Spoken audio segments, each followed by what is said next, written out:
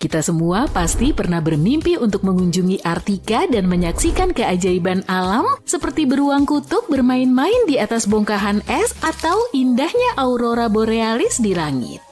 Nah, tapi berbeda halnya dengan di Antartika yang tidak akan dibanjiri turis dalam waktu dekat. Ingin tahu kenapa? Yuk kita bahas lebih lanjut. Pertama, di mana letak Antartika? Letaknya di belahan bumi selatan, tepatnya di Kutub Selatan. Benua ini dikelilingi oleh Samudra Antartika dan hampir seluruhnya tertutup es, menjadikannya salah satu tempat paling terpencil dan paling dingin di bumi. Apa kamu pernah bertemu seseorang yang sudah mengunjungi Antartika?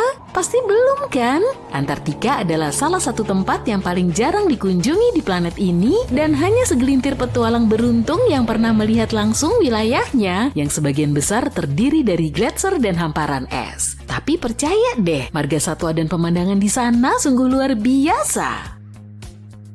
Kenapa kita sebaiknya tidak berkunjung ke Antartika? Pertama, kondisi lingkungannya sangat rapuh dan mudah rusak. Ditambah lagi tidak ada populasi penduduk asli di benua ini. Jadi perjalanan kita akan terasa seperti mengunjungi sebuah pulau tak berpenghuni. Dan jangan lupa bahwa ini juga salah satu tempat tujuan termahal. Terlepas dari semua itu, Antartika tidak sepenuhnya dijaga seperti benteng, tapi ada perjanjian internasional yang disebut Traktat Antartika. Traktat ini dirancang untuk mencegah aktivitas yang tidak diinginkan di benua ini dan melarang beberapa bentuk pengujian dilakukan di sana oleh negara-negara anggotanya.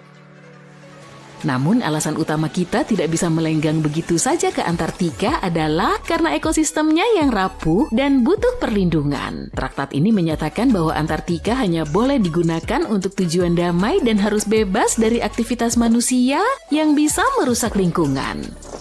Para ilmuwan masih mempelajari ekosistem unik di benua ini dan aktivitas serta mesin-mesin kita bisa mengganggu keseimbangan yang ada di sana.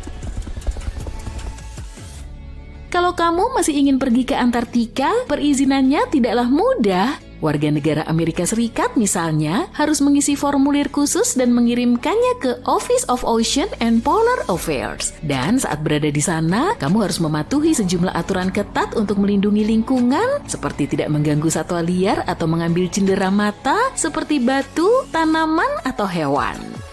Nah, secara teknis, bisakah kita tinggal di Antartika?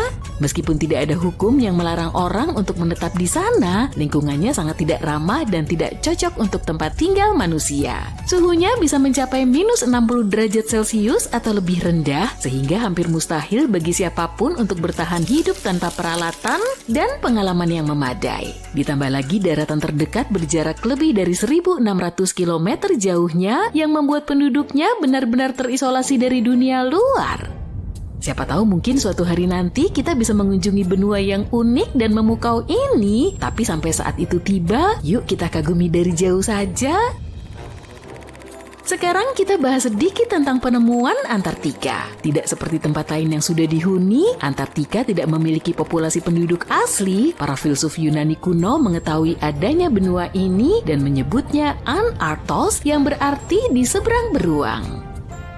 Beruang yang dimaksud bukanlah beruang kutub, melainkan rasi bintang beruang besar dan beruang kecil yang hanya dapat diamati di belahan bumi utara. Alhasil istilah ini menandakan kebalikan dari negeri beruang.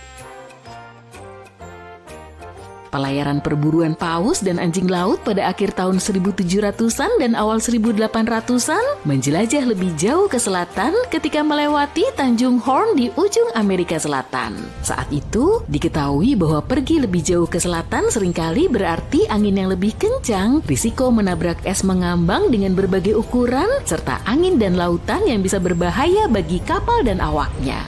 Kapten James Cook menjadi orang pertama yang melintasi lingkar Antartika pada 17 Januari 1773 di wilayah Laut Ross. Dia mencapai titik yang lebih jauh ke utara setahun kemudian dan meskipun tidak melihat daratan, dia sampai pada jarak 80 km dan melihat tumpukan batu di dalam gunung es yang menandakan adanya daratan di wilayah selatan.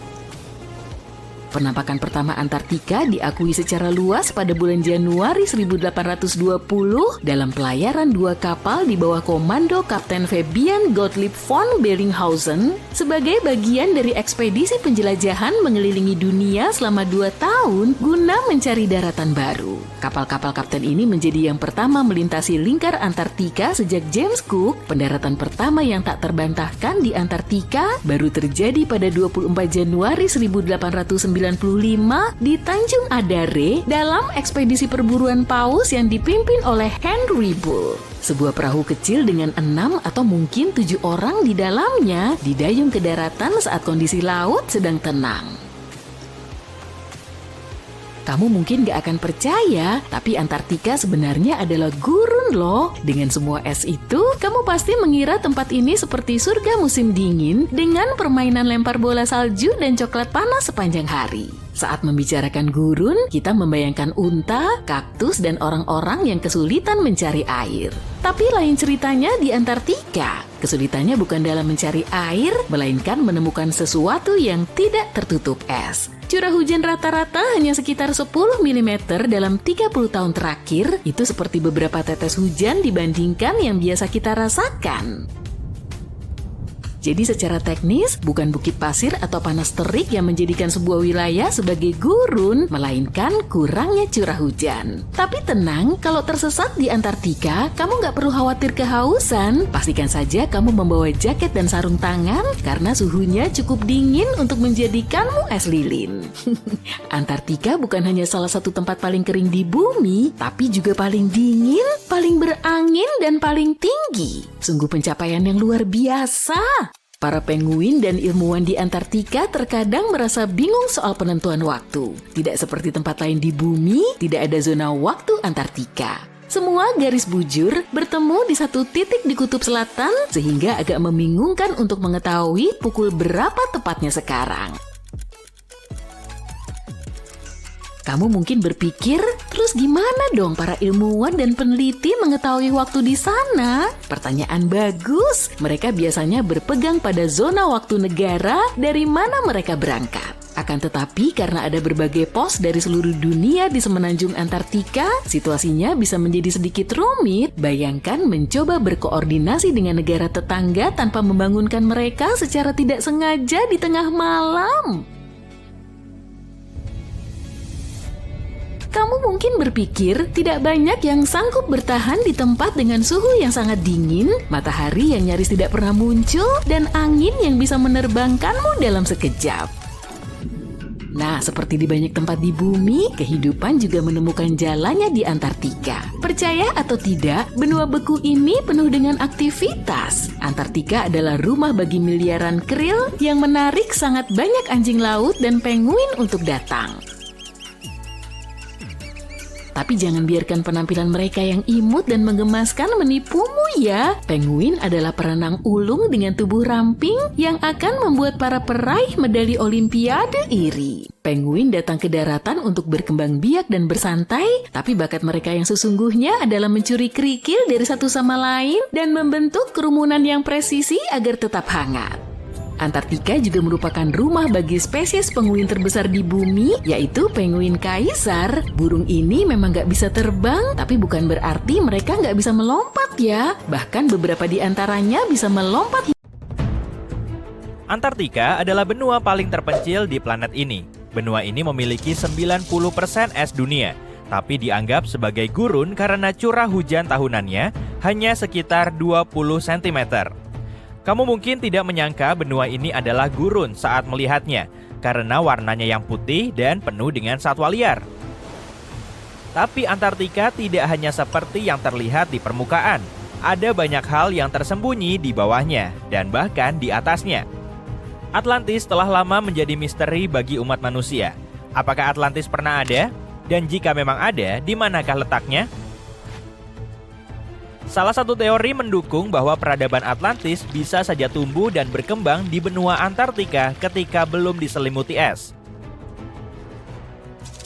Dikarenakan adanya era siklus bumi, yaitu zaman es dan periode interglasial, diyakini bahwa Antartika sebenarnya adalah hutan tropis. Selain itu, sebuah foto dari Google Earth baru-baru ini menemukan beberapa reruntuhan menarik yang terkubur jauh di dalam dasar danau di benua es tersebut. Masih belum jelas dari peradaban mana sisa-sisa peninggalan ini berasal, tapi beberapa teoretikus percaya bahwa itu bisa jadi adalah Atlantis. Dan danau-danau Antartika yang membeku ini menyimpan lebih banyak lagi di bawahnya. Pada tahun 1970-an, para ilmuwan terkejut saat menemukan danau-danau besar di bawah lempengan es di benua yang membeku ini.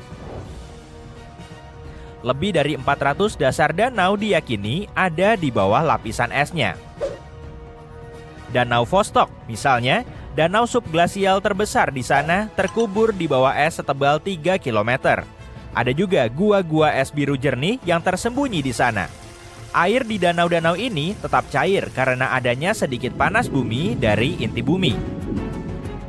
Para ilmuwan juga percaya bahwa beberapa danau berusia sekitar 15 juta tahun. Sudah tua sekali ya. Nah, di antara fenomena unik yang terjadi di benua ini, bisa dibilang Antartika adalah rumah bagi sebuah air terjun yang sangat aneh. Pada tahun 1911, seorang ahli geologi Australia bertanya-tanya tentang apa yang disebut air terjun darah. Dia sangat dibingungkan oleh cairan merah yang mengalir dari lereng bukit kecil di antara es Antartika. Setelah bertahun-tahun mempelajarinya, akhirnya diketahui bahwa yang menyebabkan warna merah tersebut adalah kandungan zat besi yang tinggi di dalam air. Bagian terakhir dari teka-teki itu terungkap ketika para ilmuwan menemukan ada danau bawah tanah dengan air yang penuh dengan besi teroksidasi di dekatnya, yang merupakan sumber dari air terjun darah itu. Bicara soal teka-teki, gambar ini mungkin cukup membingungkan. Lagi pula, kenapa seseorang perlu membawa uang tunai ke Antartika? Oke, kita bahas sedikit sejarah lebih dulu. Pada tahun 1956, Amerika Serikat mendirikan stasiun penelitian McMurdo, yang merupakan pusat sains terbesar di benua tersebut hingga saat ini. Pada puncaknya, stasiun penelitian McMurdo menampung 200 hingga 1.000 orang ilmuwan. Dan orang-orang ini butuh uang untuk membeli kopi, pizza, dan hal-hal lain untuk memenuhi kebutuhan sehari-hari. Saat itulah Wells Fargo memutuskan untuk memasang mesin ATM di sana. Oh, dan mereka bahkan mencetak rekor dunia Guinness dengan cara ini. ATM Wells Fargo di stasiun penelitian McMurdo adalah yang paling selatan dan juga paling kesepian di dunia karena tidak ada ATM lain dalam jarak ratusan kilometer. Suhu sangat dingin di Antartika bisa membuat benua ini tidak bersahabat bagi kehidupan manusia. Faktanya, Antartika adalah benua terdingin, terkering, dan paling berangin di planet kita. Suhu rata-rata di sepanjang pantainya adalah sekitar minus 10 derajat Celcius. Tapi ketika masuk ke pedalaman Antartika, suhunya menjadi lebih dingin lagi. Interior benua ini bisa mencapai suhu sekitar minus 57 derajat Celcius. Sisi positifnya, kondisi yang sangat dingin ini bisa menciptakan beberapa fenomena yang memukau, seperti gelembung es. Gelembung-gelembung yang membeku di dalam beberapa danau Antartika ini adalah gelembung gas metana. Gas yang dilepaskan dari pencairan gletser berakhir membeku di pertengahan jalan dan menciptakan pemandangan yang indah dan eksotis. Kayaknya metana belum pernah kelihatan secantik ini ya. Beberapa tahun lalu, para ilmuwan dikejutkan oleh sebuah lubang raksasa seukuran negara Belanda di salah satu danau di Antartika. Sebagai gambaran, ukurannya kurang lebih sebesar Danau Michigan. Lubang-lubang ini disebut polinia dan merupakan fenomena alam di benua ini. Tapi yang satu ini menjadi lubang terbesar yang pernah dilihat oleh para ilmuwan sejak tahun 1970-an. Jadi, perlu dipahami bahwa polinia adalah lubang besar di lautan es. Sebagian besar polinia ditemukan di sepanjang pantai benua ini, tapi yang baru ini ditemukan di Laut Weddell, lumayan jauh dari pantai. Para ilmuwan masih berusaha memahami bagaimana hal itu bisa terjadi dan apa artinya terhadap iklim di wilayah tersebut. Ada satu keunikan di benua ini yang tampak seperti buatan manusia dan bahkan telah memunculkan beberapa teori di seluruh dunia mengenai asal-usulnya. Formasi ini terlihat persis seperti piramida buatan manusia lainnya ya. Satu-satunya perbedaan adalah bahwa ini sebenarnya formasi batuan alami dan sudah ada sejak lama. Batuan ini pertama kali ditemukan dalam sebuah ekspedisi pada tahun 1910-an dan terus dirahasiakan sejak saat itu. Formasi ini disebut piramida, tapi nama ilmiahnya yang benar adalah Nunatak, yang berarti puncak batu yang menonjol di atas gletser atau lapisan es. Ada beberapa puncak terkenal lainnya yang tampak seperti piramida, seperti Matterhorn di Swiss. Jadi ini benar-benar bukan buatan manusia. Kami yakin akan hal itu. Dan masih banyak lagi daftar penemuan yang memukau di benua es ini. Sebuah program kecerdasan buatan sedang menganalisis serangkaian data di Antartika ketika menjumpai sebuah penemuan yang menakjubkan. Kemungkinan ada hingga 300.000 meteorit yang belum ditemukan di dataran es di benua ini. Kenyataannya, meteorit sudah berjatuhan di benua ini selama jutaan tahun, tapi baru 110 tahun yang lalu meteorit yang pertama ditemukan. Dan tahu nggak? Baru-baru ini, para peneliti menemukan meteorit Mars di Antartika Timur. Ini menjadi meteorit terbesar yang ditemukan dalam 25 tahun terakhir dan beratnya sekitar 75 kg. Nah, biasanya api dan es adalah kombinasi yang agak janggal. Jadi mungkin kamu nggak mengira Antartika punya gunung berapi yang aktif kan? Tapi ternyata ada loh. Gunung berapi yang dikenal sebagai Gunung Erebus adalah gunung berapi aktif paling selatan di dunia dengan magma cair dan lava yang membara selama ribuan tahun. Sebenarnya, Gunung Erebus ini sudah aktif selama lebih dari 1 juta tahun dan merupakan gunung berapi tertinggi kedua di Antartika dengan ketinggian 3.600 meter. Sebelumnya, kami sudah menyebutkan bahwa Antartika dulunya tidak tertutup es. Tapi bisakah kamu membayangkan hutan hujan yang sangat luas menutupi seluruh benua ini? Ini bukan cerita fiksi ilmiah, tapi memang kenyataannya. Jejak daun dan fosil kayu dengan jelas menunjukkan tanda-tanda adanya pohon-pohon tropis di wilayah tersebut. Penelitian fosil juga telah mengungkap sesuatu yang luar biasa, yaitu bahwa Antartika adalah rumah bagi cacing tertua di dunia. Menurut National Geographic, fosil sperma yang ditemukan di Antartika mengungkap spesies cacing yang sudah lama punah dan berusia sekitar 50 juta tahun. Para ilmuwan menyatakan bahwa penemuan ini sangat penting untuk mempelajari beberapa hubungan evolusi dan bahwa ini mungkin terjadi berkat pembekuan sampel tersebut selama ribuan tahun. Antartika adalah benua yang kaya akan keanekaragaman hayati. Penguin, beruang kutub, dan anjing laut hanyalah beberapa hewan yang kita ketahui ada di sana. Tapi, ada juga spesies ikan langka dan menarik yang menghuni perairan Antartika. Dikenal sebagai ikan transparan, spesies ini aneh sekaligus indah. Ikan ini harus beradaptasi untuk bertahan hidup di suhu air yang dingin di Antartika, sampai-sampai ia berevolusi menjadi makhluk yang unik. Selain tubuh yang transparan, ikan ini juga memiliki darah yang transparan, sehingga membuatnya benar-benar tembus pandang. Hal ini karena mereka tidak memiliki protein hemoglobin yang memberikan warna merah pada darah. Keren banget ya? Ketika membayangkan Antartika, kamu mungkin terbayang gunung es, bukan?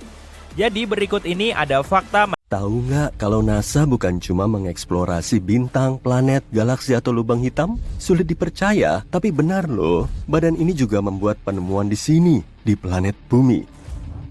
Jadi, apa temuan terbaru NASA? Apa di bawah es ada kehidupan? Saat menganalisis data baru-baru ini, mereka menemukan hal tersembunyi di bawah es Antartika yang sulit dipercaya. Dan ini bukan cuma mengubah semua pengetahuan kita tentang seluruh sistem air di bumi loh, tapi juga bisa bantu meneliti kehidupan di ruang angkasa. Keberadaan manusia mungkin juga tergantung pada pemahaman tentang Antartika dan rahasianya. Jadi, penemuan terkini itu mengungkap informasi vital tentang keberlangsungan hidup kita. Tapi sebelum lanjut, coba kita cek sejauh mana pengetahuanmu tentang tempat ini, di mana sejauh mata memandang, kamu cuma bisa melihat es. Antartika adalah salah satu dari 7 benua yang berlokasi di belahan bumi selatan. Benua ini ada di posisi kelima dalam hal luas area totalnya, dan itu berarti hampir 2 kali luas Australia. Ingin melihat meteorit sungguhan? Ke Antartika aja. Karena iklimnya yang kering, Antarktika adalah salah satu tempat terbaik untuk mengamati ruang angkasa. Lebih kerennya lagi, kamu bisa menemukan meteorit di permukaan putih benua itu. Ilmuwan telah mengumpulkan sekitar 45.000 meteorit dari sana, dan diperkirakan masih ada 300.000 meteorit lagi. Karena di sana tidak banyak batu terestrial, mudah bagi mereka untuk menemukan meteorit berkat warnanya yang gelap. Lingkungan gurun Antarktika yang kering juga membantu mengawetkan batuan ini. Bahkan, batuan yang jatuh ke bumi lebih dari 1.000.000 tahun lalu. Kebayang nggak aktivitas vulkanik di Antarktika? Sulit memang. Tapi inilah tempat api bertemu es. Antarktika Barat adalah lokasi terjadinya sebagian besar aktivitas vulkanik. Ilmuwan baru-baru ini menemukan 138 gunung berapi di Antarktika Barat saja. Wah, mungkin kamu mengira kalau Antarktika selalu dingin, tapi enggak loh. Suhu di wilayah pesisirnya bisa sehangat 10 derajat Celcius. Nah, apa kamu pernah bayangkan seperti apa rupa Antarktika tanpa es? Mungkin sekarang sulit dibayangkan, tapi area ini nggak selalu tertutup es loh. Tapi itu 34 juta tahun lalu. Jadi tak ada yang bisa bercerita kayak apa permukaan benua itu tanpa es. Namun, NASA mengubah itu. Mereka bikin simulasi komputer dan menyusun peta terakurat tentang kondisi benua ini sekarang. Yang mereka lihat luar biasa. Benua ini sama sekali nggak rata seperti kelihatannya. Antarktika sangat naik turun dengan lembah, dataran bergelombang, dan gunung-gunung tinggi. Tapi ini belum apa-apa dibanding apa yang mereka temukan di bawah es Antarktika. Apa itu? Genderang! NASA menemukan 2 danau baru di bawah gletser. Dan yang lebih keren lagi, mereka menemukan kedua danau ini dari ruang angkasa. Gimana caranya? Kalau jawabanmu satelit berteknologi tinggi, kamu benar. Tahun 2003, NASA meluncurkan satelit bernama ICESat. Satelit ini mengukur keseimbangan massa lembaran es dan ketinggian awan serta aerosol. Satelit itu juga membantu pembuatan peta Antarktika tanpa es. Tahun 2010, Agensi Antariksa Eropa meluncurkan satelit kedua, Cryosat-2. Satelit ini bertujuan untuk melacak perubahan ketebalan es. Lalu tahun 2018, NASA meluncurkan ICESat-2 yang ketiga, yang mengikuti pesawat ruang angkasa ICESat. Satelit ini mengukur elevasi lembaran es dan ketebalan es laut. Ini adalah instrumen laser pengamat bumi tercanggih milik NASA. Satelit ini mengirimkan data dengan presisi tertinggi. Dan ketika dipadukan dengan data dari satelit lain, menemukan kedua danau baru ini di dekat sepasang danau yang lebih besar menjadi mungkin. Tapi bagaimana mungkin danau-danau ini ada sejak awal? Ketebalan rata-rata sebagian besar es Antarktika sekitar 1,9 km. Tapi di beberapa tempat bisa melebihi 3 km, terutama di musim dingin. Jadi, mungkin kamu kira nggak ada apapun di bawah sana. Tapi sains bilang sebaliknya. Mustahil melihatnya dengan mata telanjang. Namun es benua itu perlahan-lahan tapi terus-menerus mengalir ke arah yang berbeda karena kekuatan beratnya. Tapi selama bertahun-tahun, ilmuwan belum tahu cara air bergerak. Hal itu mulai berubah di tahun 2007 ketika data yang dikumpulkan satelit ICESat memberikan gambaran tentang apa yang disembunyikan di bawah permukaannya. Awalnya, mereka menemukan seluruh jaringan danau air lelehan yang terhubung di bawah aliran es Antarktika yang mengalir deras. Dan jumlahnya ada ratusan. Ahli glasiologi Scripps Institution of Oceanography, Helen Amanda Fricker, menemukan bahwa perubahan elevasi yang diukur oleh ICESat terjadi karena dinamika danau-danau ini. Danau-danau ini tidak menahan air lelehan secara statis. Alih-alih, danau ini terisi dan terkuras terus-menerus dari waktu ke waktu melalui sistem saluran air. Dan saat itu, es di atasnya naik turun. Tapi kemana mengalirnya? Ke laut tentu, dan alirannya deras.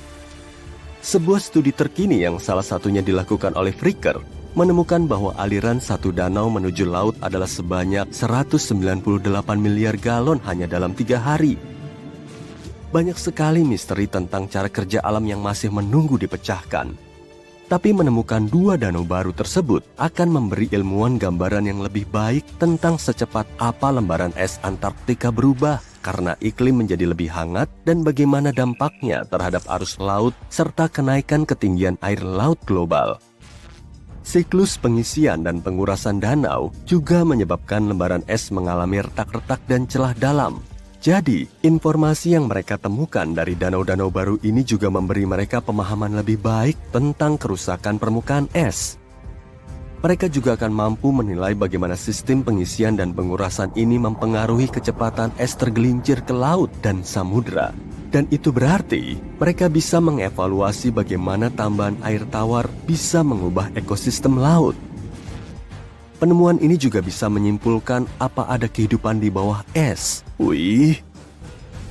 Ilmuwan mengebor sampai sekitar 1068 meter es dan menemukan sampel air yang diambil dari salah satu danau itu mengandung 10.000 sel bakteri per milimeter.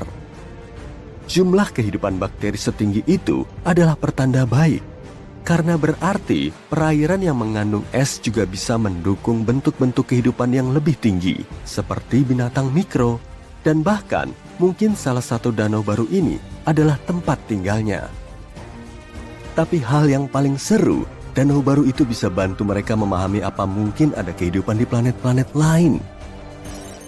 Ilmuwan percaya kehidupan apapun di bawah permukaan planet Mars yang membeku mungkin mengikuti pola yang teramati di danau Antartika. Jadi, ada kemungkinan mereka akan menemukan informasi penting baru tentang jenis kehidupan yang pernah ada di planet merah itu. Tapi kamu tak akan mau berada di sana di musim dingin. Suhu terendah di bumi yang bisa kamu alami adalah minus 89 derajat Celcius di tahun 2010. Bahkan terjadi suhu yang lebih rendah lagi, minus 93 derajat Celcius. Dan kamu akan merasakan hawa dingin ini jauh lebih parah karena angin kering dan kencang. Apa kamu tahu bahwa luas permukaan es di Antartika juga berubah sepanjang tahun? Di musim panas, luasnya sekitar 3 juta kilometer persegi. Tapi saat musim dingin, luasnya bertambah jadi 19 juta kilometer persegi. Meskipun ada perubahan, Antartika tetap merupakan area es terluas di bumi. Sorry Arktik, kamu kalah. Apa kamu tahu penguin kecil imut ini? Anggap hewan-hewan ini sebagai penduduk lokal. Kutub Selatan bukan hanya tentang penguin dan salju yang tak berujung. Ada dunia hantu tersembunyi di dalamnya. Lihat, letaknya tepat di sini pada globe. Jangan bingungkan Antartika dengan Arktik yang berada di bagian atas peta kita. Ukurannya jauh lebih kecil dan jujur saja jauh kurang misterius. Lapisan es yang menutupi Antartika tebalnya sekitar 1 hingga 3 mil, setara dengan 16 menara Eiffel yang ditumpuk satu sama lain. Selimut raksasa ini menyembunyikan fitur dan kontur asli daratan Antartika.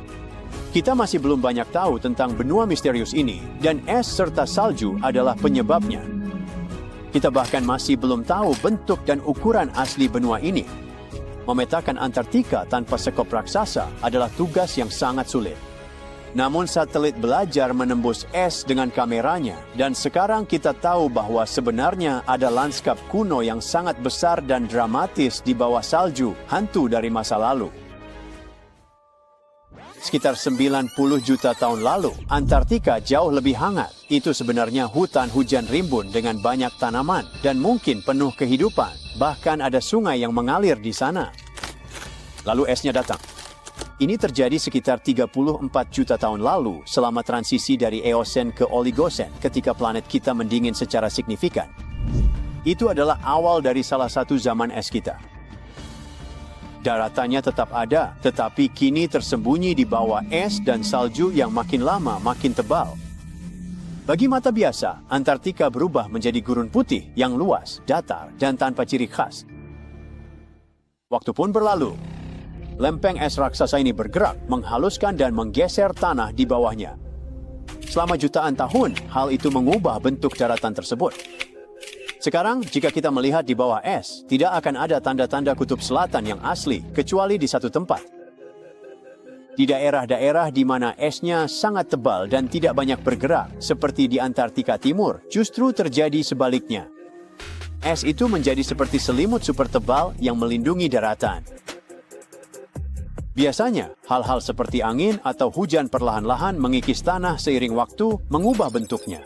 Namun, ada selimut es pelindung ini. Selimut es ini mencegah proses-proses alami tersebut mencapai apa yang ada di bawahnya. Jadi tanahnya tetap hampir sama selama jutaan tahun, seolah-olah membeku dalam waktu. Wilayah khusus di dekat cekungan subglasial Aurora dan Schmidt ini telah menjadi hantu dari lanskap Antartika. Tempat ini nyaris tidak tersentuh, bahkan sejak pertama kali tertutup salju 34 juta tahun yang lalu. Ini adalah jejak sejarah. Sebuah tempat yang dapat memberitahu kita seperti apa rupa tanah Antartika sebelum menjadi mimpi buruk yang membeku. Saat para ilmuwan mengintip ke bawah Antartika Timur, mereka melihat hantu menakjubkan, jejak-jejak sungai yang pernah mengalir di sana jutaan tahun lalu, berbagai lembah, dan beberapa pulau kecil aneh, serta 3 bagian besar daratan yang berbentuk seperti huruf U. Itu semua maksudnya apa ya? Jadi begini, benua-benua di planet kita ini terus bergerak, meluncur di atas mantel lava panas seperti sereal di atas susu. Sepanjang sejarah, mereka beberapa kali bersatu dan terpecah. Ratusan juta tahun lalu, beberapa benua merupakan bagian dari satu Gondwana yang sangat besar. Antartika adalah salah satunya. Dulunya, itu adalah satu daratan yang sangat luas. Namun ketika Gondwana terpecah, benua malang itu tergang oleh kekuatan tektonik. Bagian-bagian tanah ditarik menjauh satu sama lain, suara mendesing dan mereka terpecah belah. Dan begitulah cara kita mendapatkan blok tanah besar di bawah lapisan es tebal. Para ilmuwan sekarang ingin mengeksplorasi hantu ini lebih jauh. Namun untuk mempelajarinya lebih dalam, mereka harus mengebor es seperti memakai sedotan untuk mencapai dasar milkshake. Ini membantu mereka mengambil batu dan tanah dari bawah guna mempelajari sejarah dan iklim bumi. Antartika adalah benua terbesar kelima di dunia, kira-kira lebih besar dari seluruh Eropa atau Australia dan bersaing dengan seluruh Amerika Selatan dalam hal ukuran. Selain Antartika Timur, kita telah membahas bahwa ada beberapa wilayah lain, yaitu Semenanjung Antartika, Kutub Selatan, Antartika Barat, dan Laut Ross. Benua ini pada dasarnya adalah kotak pasir yang membeku, dan seluruh lanskapnya yang tersembunyi dan misterius sebenarnya lebih sedikit dieksplorasi dibandingkan permukaan Mars. Kita hanya tahu dengan pasti bahwa tanpa es, benua ini tidak akan hanya datar dan kosong, melainkan sebuah dunia penuh pegunungan besar dan ngarai yang luas. Bahkan ada gunung berapi yang menyala. Beberapa gunung berapi ini begitu besar sehingga puncaknya menjulang di atas lapisan salju. Di Antartika Barat saja, ada setidaknya 138 gunung berapi meskipun hanya sekitar 8 atau 9 yang masih aktif saat ini. Salah satu yang paling ekstrim adalah Gunung Erebus, gunung berapi paling selatan dan tertinggi di benua ini, dengan ketinggian sekitar 12.500 kaki dan terletak jauh di bawah lapisan es. Gunung ini memiliki gua-gua subvulkanik yang luar biasa indah. Suhu di sana cukup hangat sehingga bisa memakai kaos saja. Semenanjung Antartika atau Antartika kecil tampak seperti sekumpulan pulau pegunungan yang sangat dalam di bawah tanah. Wilayah ini memiliki batuan vulkanik yang lebih baru yang merupakan bagian dari cincin api Pasifik, yaitu lingkaran besar gunung berapi dan zona gempa di sekitar Samudra Pasifik. Antartika besar adalah bagian yang sangat luas. Hampir sebesar Australia, wilayah ini terdiri dari Antartika Timur dan Kutub Selatan. Di bawah es, tempat ini terdiri dari batuan yang telah ada sejak waktu yang sangat-sangat lama, termasuk zona khusus yang sudah kita sebutkan. Kamu mungkin sudah tahu bahwa Antartika hampir tidak berpenghuni manusia. Tidak heran dengan suhu rata-rata sekitar minus 46 derajat Fahrenheit. Namun meskipun tempat ini sangat dingin dan sepi, kehidupan tetap bertahan di sana. Tebak di mana? Di dunia bawah tanah. Pada tahun 2017, para ilmuwan menemukan jejak DNA dari alga, lumut, dan bahkan kemungkinan hewan kecil yang belum diketahui di gua-gua dalam. Itu berarti, bahkan dalam kondisi yang sangat ekstrim, masih ada ekosistem unik yang berkembang di kantong-kantong cacing kecil yang terisolasi di bawah salju. Ada penemuan luar biasa lainnya di bawah lapisan es Ross Antartika, yaitu ekosistem yang hidup di dalam sungai bawah tanah. Para ilmuwan sudah lama menduga dunia bawah tanah Antartika memiliki beberapa danau dan sungai air tawar. Suatu hari, satelit melihat lekukan di sana. Mereka memutuskan menyelidikinya menggunakan bor air panas untuk menembus es. Saat mencapai dunia bawah tanah, mereka menurunkan kamera ke salah satu sungai air tawar tersembunyi itu. Awalnya mereka mengira hanya akan menemukan beberapa batu atau semacamnya. Namun yang mereka temukan justru ratusan amfipoda, makhluk kecil mirip udang. Makhluk-makhluk kecil itu langsung mengerumuni lensa kamera. Udang-udang itu menutupi kamera sehingga para ilmuwan tidak bisa melihat apa yang ingin mereka amati. Cukup lucu, tapi setidaknya itu berarti memang ada ekosistem penting jauh di dalam Antartika. Sekarang mereka akan menjelajahinya, dan semua ini hanyalah permulaan dari dunia bawah tanah yang misterius. Salju Antartika juga menyembunyikan ngarai terdalam di bumi di bawah gletser Denman. Bagaimana? Palung Mariana masih menjadi titik terdalam di bumi, tapi secara geologis itu adalah bagian dari kerak samudra. Selain itu, pada tahun 1958, para penjelajah menemukan pegunungan besar di bawah es sebesar dan setinggi pegunungan Alpen yang terkenal. Pegunungan itu membentang sekitar 1.200 km dengan puncak setinggi 2,7 km. Dan semua keindahan ini terkubur di bawah bertonton es. Siapa tahu apa lagi yang bisa kita temukan di sana. Antartika menyimpan sekitar 60% dari seluruh air tawar di planet kita, yang berarti akan sangat buruk jika esnya mencair. Sebagai contoh, ada Gletser Kiamat yang secara resmi dikenal sebagai Gletser Thwaites. Ini adalah formasi es yang sangat besar, kira-kira seukuran negara bagian Florida, dan saat ini sedang mencair. Setiap tahun permukaan laut naik sebesar 4% karena gletser ini.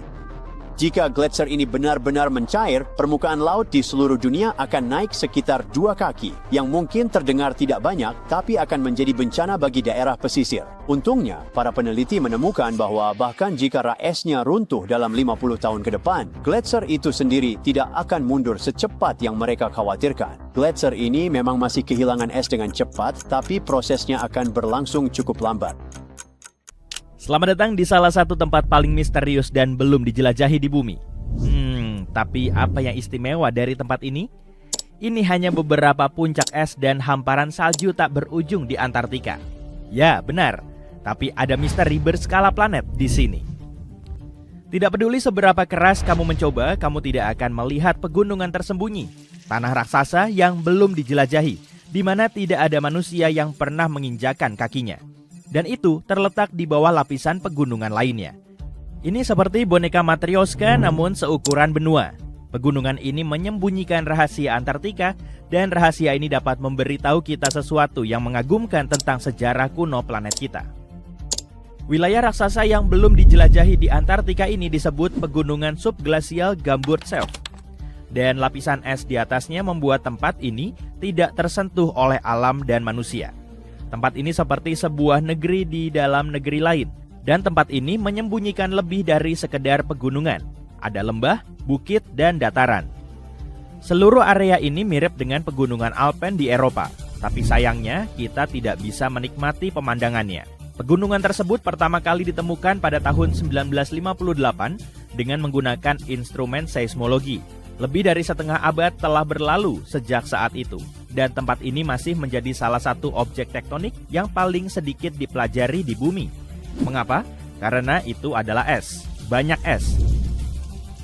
Siapa tahu mungkin ada beberapa artefak kuno yang tidak diketahui yang tergeletak di sana.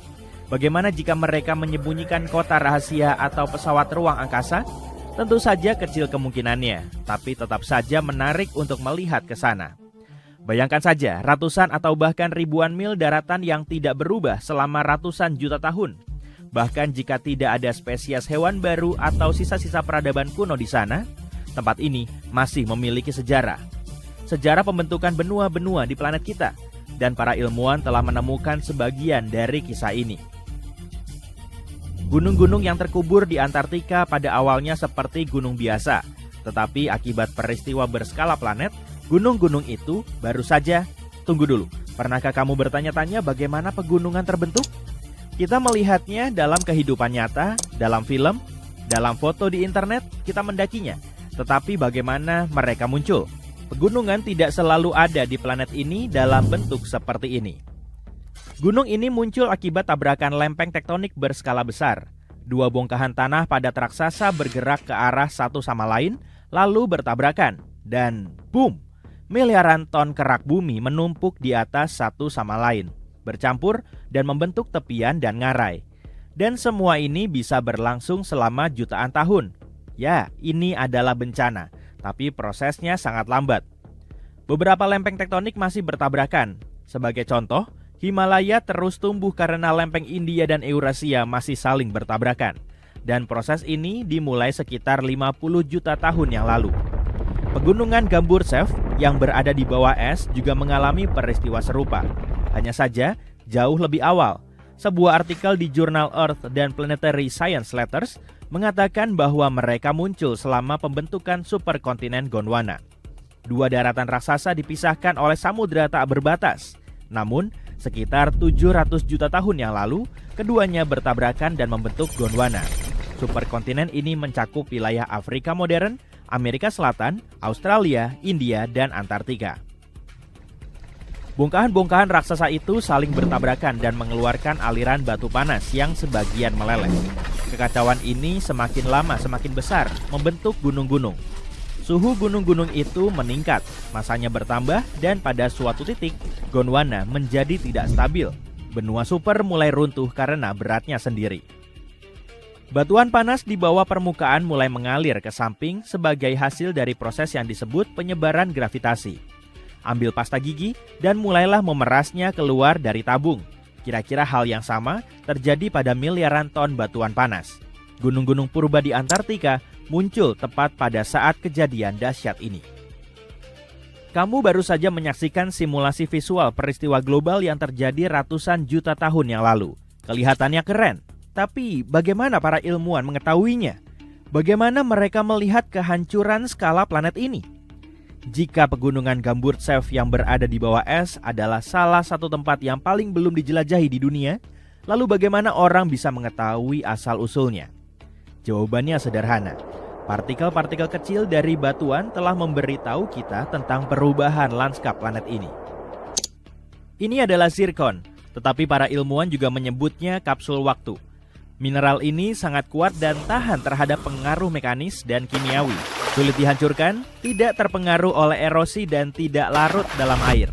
Dan ada uranium di dalamnya. Unsur kimia ini menunjukkan kepada para ilmuwan usia batuan tersebut. Faktanya adalah uranium selalu meluruh menjadi timbal dengan kecepatan yang sama. Para ilmuwan melihat rasio uranium dan timbal dan menentukan usia mineral dengan sangat akurat. Oke, ini terdengar agak rumit. Inilah contoh sederhananya. Bayangkan setiap sabuk gunung adalah jam yang mulai berdetak pada saat pembentukannya, yaitu setelah tabrakan lempeng tektonik. Setelah batuan terbentuk, uranium mulai meluruh secara perlahan. Semakin banyak waktu berlalu, semakin banyak uranium yang berubah menjadi timbal. Laju peluruhan ini selalu sama. Peluruhan ini dapat berlangsung selama miliaran tahun. Semakin sedikit uranium dalam zirkon dan semakin banyak timbal, semakin tua usia batuan tersebut. Dan begitulah yang terjadi dalam praktiknya. Ahli geologi mengambil beberapa sampel batuan. Di laboratorium, mereka menghancurkannya untuk mengekstrak zirkon kristal. Para ahli geologi kemudian melarutkan partikel-partikel tersebut dalam asam untuk memisahkan uranium dari timbal. Kemudian mereka menggunakan alat khusus, spektrometer massa yang mempercepat atom dan memilahnya berdasarkan massa. Ini adalah proses yang agak rumit, tetapi intinya adalah bahwa alat ini menunjukkan kepada para ilmuwan jumlah uranium dan timbal. Mereka melihat rasio kedua elemen ini dan menghitung usia batuan. Para ahli geologi mengambil zirkon dari batu pasir di dekat pegunungan Gamburtsev, mempelajari partikel-partikel tersebut, melihat tingkat uranium, dan menghitung kronologi pembentukan gunung. Kemudian, mereka membandingkan data yang diperoleh dengan sejarah planet kita dan menyadari bahwa gunung-gunung yang terkubur di Antartika muncul selama pembentukan superkontinen Gondwana. Tapi bagaimana mereka mengetahui bahwa superkontinen itu mencakup Australia, India, dan Afrika? Zirkonium dari bebatuan Antartika itu ternyata sangat mirip dengan zirkonium dari negara-negara tersebut. Artinya, dahulu kala, ketiga benua ini pernah menyatu. Jadi pegunungan Gamburtsev mulai tumbuh sekitar 650 juta tahun yang lalu. Sekitar 580 juta tahun yang lalu, mereka mencapai ketinggian Himalaya, dan 80 juta tahun kemudian, mereka mengalami pencairan kerak bumi. Dan ketika sebagian besar pegunungan di planet ini berubah dan runtuh, pegunungan Gambursev yang berada di bawah es tetap tak tersentuh. Air, tanah, angin, gempa bumi, gravitasi, dan kekuatan alam lainnya menghancurkan sabuk gunung. Proses ini disebut erosi. Namun gunung-gunung yang terkubur di Antartika tidak mengalami hal seperti ini. Suhu dingin dan lapisan es di sekelilingnya membuat pegunungan ini tidak berubah. Ini adalah salah satu sabuk pegunungan kuno yang paling terpelihara di planet ini. Oke, tapi mengapa kita perlu menjelajahi gunung-gunung ini? Apa bedanya dengan superkontinen Gondwana yang runtuh di masa lalu? Ada kemungkinan tanaman, tubuh serangga yang membeku atau bakteri purba tetap terawetkan di bawah lapisan es yang tebal. Bagaimana dengan hewan purba? Banyak spesies yang mungkin hidup di Gondwana. Mempelajari pegunungan purba di Antartika dapat menunjukkan kepada kita seperti apa planet ini sekitar 0,5 miliar tahun yang lalu. Ketika Antartika masih berupa benua hijau, apa yang hidup di sana? Apa yang terjadi dengan kehidupan ini? Mungkinkah makhluk-makhluk purba itu dihidupkan kembali setelah sekian lama? Jika para ilmuwan dapat menghitung tanggal kemunculan benua super dengan menggunakan partikel-partikel kecil, bayangkan apa yang akan mereka temukan setelah meneliti pegunungan tersembunyi ini. Semuanya terdengar sangat menarik, tapi ada satu masalah. Untuk mengambil bagian kecil dari dunia yang tidak dikenal ini, kamu harus mengebor banyak es. Kamu harus mengirimkan peralatan berat ke salah satu benua yang paling sulit diakses di dunia. Antartika tak selalu berupa gurun yang membeku. Dahulu, Antartika dihuni oleh berbagai kehidupan. Dan 56 juta tahun yang lalu, makhluk menakutkan mengintai di hutannya. Burung raksasa pemakan daging setinggi 2 meter dengan bobot sebesar singa mendominasi selama jutaan tahun tanpa tanding. Mengapa burung raksasa menghilang? Adakah predator lebih besar yang masih bersemayam di balik es? Paleontolog menemukan 2 tulang cakar besar di Antartika, tajam, melengkung, dan kuat milik burung raksasa. Digali dari bebatuan Ypres di Pulau Seymour, tulang-tulang ini berusia sekitar 40 hingga 50 juta tahun. Dari bentuknya tidak diragukan lagi, burung tersebut adalah burung teror. Dikenal dengan nama ilmiahnya Phorus racidi, termasuk kelompok predator paling ganas di bumi. Mereka nggak bisa terbang dan nggak butuh sayap, tapi mereka bisa berlari sangat kencang seperti burung unta dari mimpi buruk.